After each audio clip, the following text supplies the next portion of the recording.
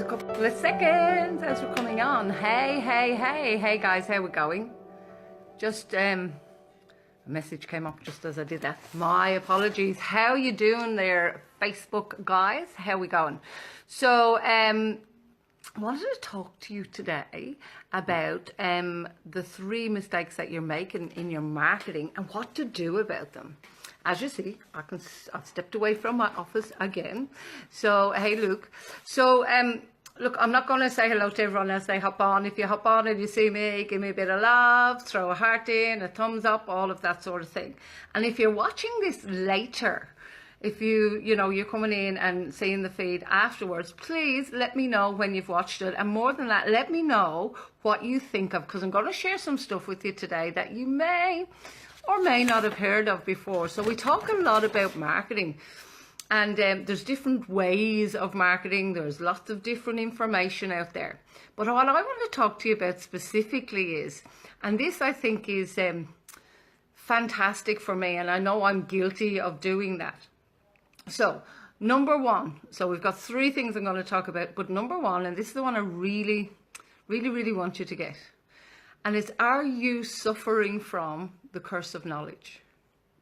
Bit of a new concept there, perhaps. So by that, I mean the curse of knowledge. You wouldn't really think that you'd actually use that in the same sentence as curse of knowledge. Sorry, something just popped up on my screen that shouldn't.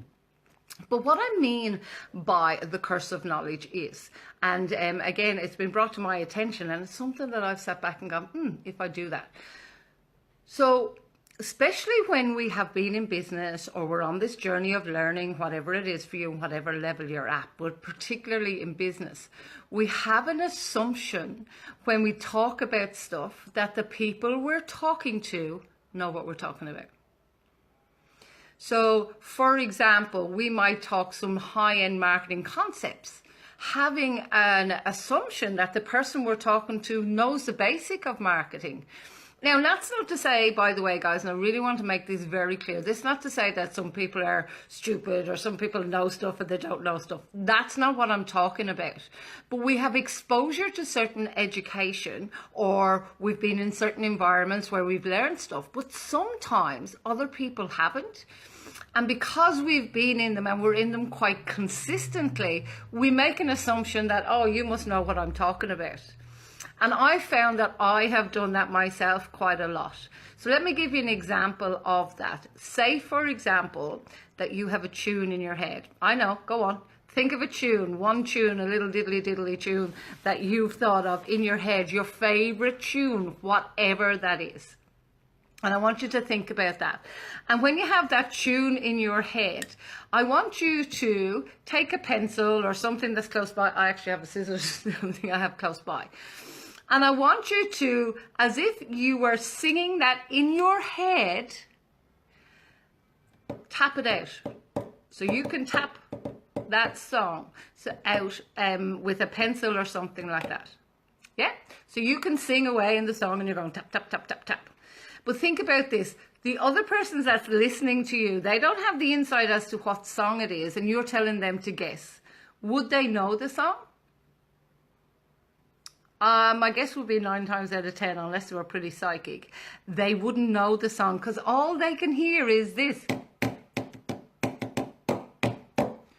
Whereas I can hear the whole song in my head. So just that makes sense. So when I'm talking about the curse of knowledge, that's what I mean, that we have an assumption that in our marketing that people already know a certain level of stuff. And if you haven't taken time to A, qualify the people that you're talking to, or B, educate them before you get to this stage, well, then you're actually talking to a blank wall.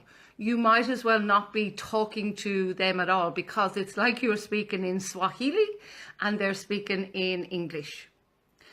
I trust that you're getting me, and I trust that that's making sense.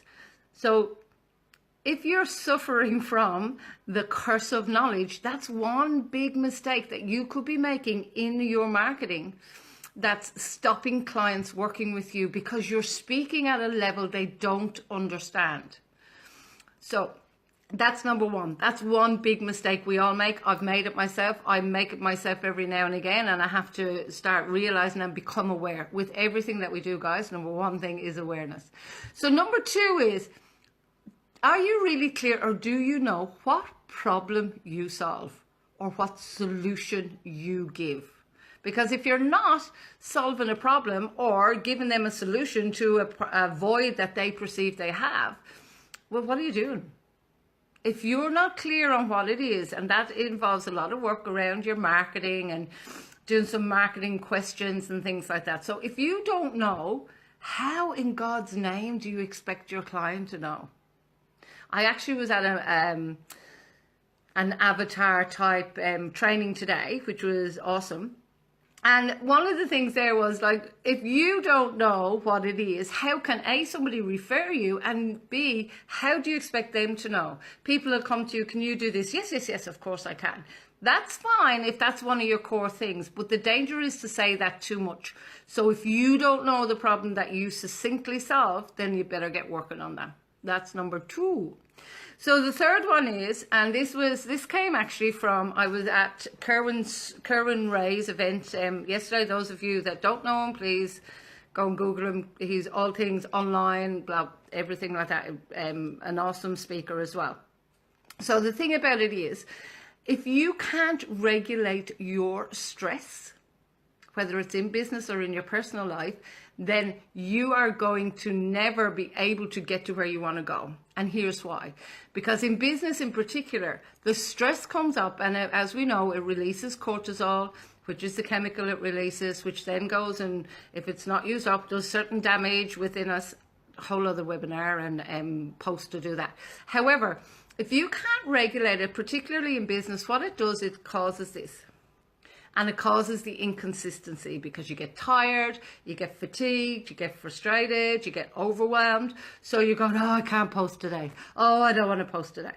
I've made a commitment that I will post a video once a week like this. Now, there's some days, I'll be honest, guys, when God doesn't suit me, I don't want to post. However, I've made that commitment, and I want to show up on a consistent basis. So they're the three mistakes you're making. Number one, you may be suffering from the curse of knowledge.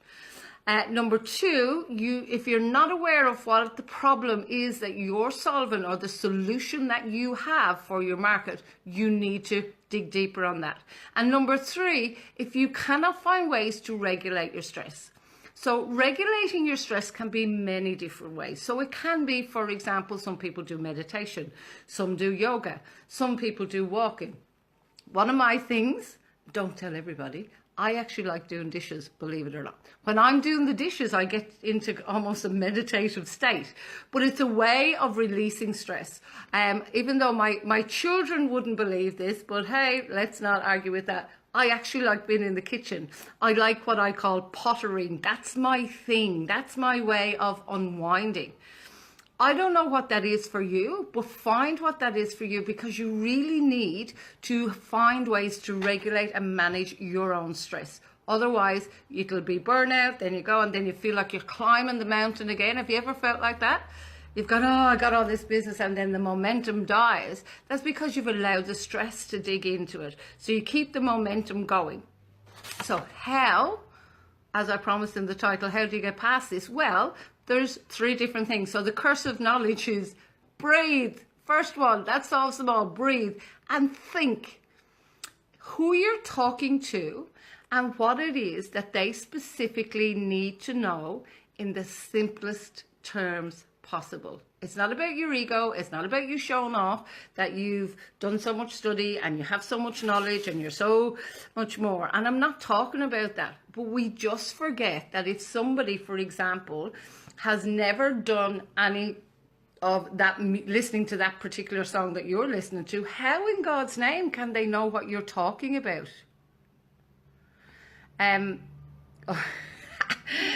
My sister has just written in, she doesn't remember me doing dishes in her house, but I do dishes as my stress relief. So let me get back into it. So breathe is the first thing. So really think, letting go of, I need to this is what I do sometimes. I get so passionate about helping people, and particularly women in business, that I almost try and ram the information. It's like, can I open your head and just put it in there?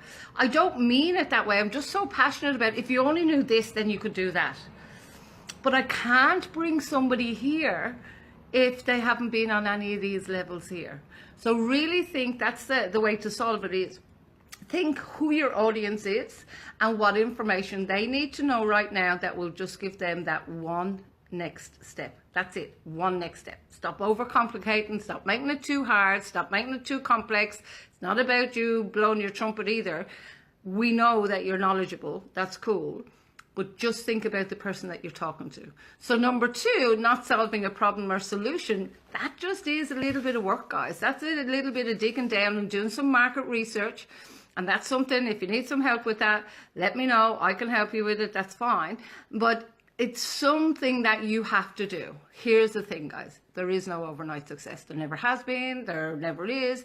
If I'm happy to be proven wrong, if you can show me one person that is an overnight success. And what I mean by that, if they're suddenly, Susan Boyle, for example, people would say, oh, she was an overnight success. She's been singing since she was 4 years of age, if not less. So that's not an overnight success. So an overnight success to me is somebody who has suddenly done something brand new and they've got famous for it. There just isn't one. Even people that go viral, YouTube videos that go viral, you'll find that they've been making lots of videos before that one that goes viral. Anyway, so if you don't know the problem that you're solving or the solution that you are offering to your client, well, then you need to do the work on it. So that's just the structure of doing work and doing some market research. Number 3 is regulating your stress. We've already talked about this. That is a problem. In actual fact, studies show that stress is the #1 killer of all diseases. I'll say that again. It's the #1 killer of all diseases, guys. It's something you really need to take seriously. So if you can't regulate your own stress, you need to find a way you can. And if one way doesn't work, try something else. As I said, I like walking. I like doing dishes. I like doing a bit of dance. I like pottering around in my kitchen, whatever way. And I don't always get it right. Do I have stress? Absolutely. But one thing that I heard at Kerwin Rae last night as well was, what was it? When stress releases the cortisol, within 7 minutes, it actually reduces your IQ by 50%. So that means you're just stupid. No, you get stupider. But that's it. Have you ever sat at the computer thinking, oh my God, what do I need to do next? I can't think of this. I know I did. I did it last week. But the thing is not about being perfect, guys. It's about realizing and go, oh, hang on. This is a trigger for me to stand up and walk away from the computer. This is something else I need to do. I trust this is making sense, guys. So give me a bit of loving and a thumbs up or whatever if this is resonating with you.